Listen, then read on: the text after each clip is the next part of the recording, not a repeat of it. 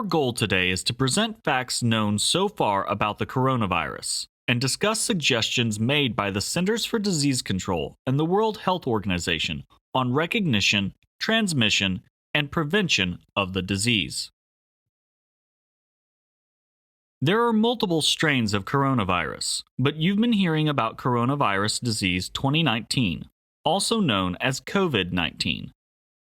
The coronavirus is known to cause a variety of respiratory illnesses in humans and can be dangerous or even deadly to certain individuals. Typically, those affected most are the elderly, the immunocompromised, and people with pre-existing medical conditions. But everyone should take precautions. Your responsibility is to be aware of the facts of the illness and do your part in preventing its spread. According to the CDC and World Health Organization, common symptoms of COVID-19 are fever, tiredness, dry cough, and shortness of breath. Other symptoms can include aches and pains, congestion, runny nose, and sore throat. If you experience any of the emergency symptoms that follow, seek immediate medical attention: difficulty breathing, constant pain or pressure in the chest, confusion or inability to stand, or bluish coloring in the lips or face. COVID-19 is thought to be most contagious when a carrier is exhibiting symptoms, but the incubation period can range anywhere from 2 to 14 days. That means symptoms may not manifest right away, which can be dangerous in spreading the disease. COVID-19 passes from person to person through small respiratory droplets. These originate from a carrier's nose or mouth when they cough, sneeze, or exhale. When these droplets land on another person or a surface where another person can come into contact with them, they can infect others. It's important to note that this does not mean that the illness is airborne. Respiratory droplets seem to be necessary in the transmission of COVID-19. However, it's still easily spreadable by touch. The current suggested method of preventing transmission is social distancing. This is when communities limit exposure to large groups of people by closing and canceling institutions and events. Basically, if you can avoid large groups of people, do so. Limit your contact to only what is necessary. The CDC and World Health Organization also suggest the following to help reduce chances of being infected or spreading the illness.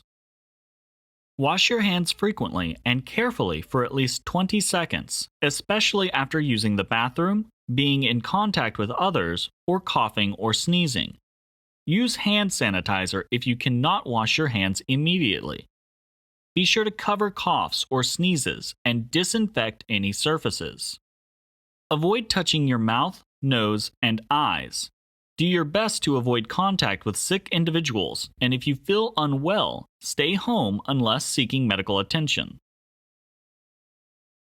During the confusion caused by COVID-19, some people have begun purchasing and hoarding materials such as face masks, toilet paper, paper towels, hand sanitizer, and baby food or formula. This creates a shortage for others, often those most vulnerable. It's important during this time to purchase only what is necessary and leave the rest for others. The danger you face as a truck driver is interaction with other people. The CDC says travel is a potent force in the emergence of disease. So, at rest stops, on deliveries, and during everyday interactions, you must be vigilant in your hand hygiene, conscious of your sneezing and coughing etiquette, and, if you are sick, it's crucial you don't work through it. You should also be careful to keep your truck sanitized. This includes the cabin, sleeper berth, and any high-traffic surfaces, such as handles, caps, fuel door, etc. Do your part to stop the transmission of COVID-19. If you do become ill while on the road, you must follow procedures set by your company. This will vary, but the process will likely include the following: As soon as you suspect you may be ill, contact your company and let them know. They will direct you to a designated, safe drop spot where you will leave the load. Once there, safely park and notify dispatch you have arrived. At this point, unless told otherwise, you should disconnect from the trailer. It is likely your tractor will be contaminated, and a replacement will need to be utilized. What you do next is dependent on the severity of your sickness. If necessary, seek medical attention as soon as possible. Otherwise, follow the social distancing guidelines and keep quarantined to your home. The best thing you can do for yourself and others is help prevent the spread of COVID-19 by following suggestions set forth by government agencies. Be on the lookout for any updates on the illness, and in the meantime, don't forget to wash your hands.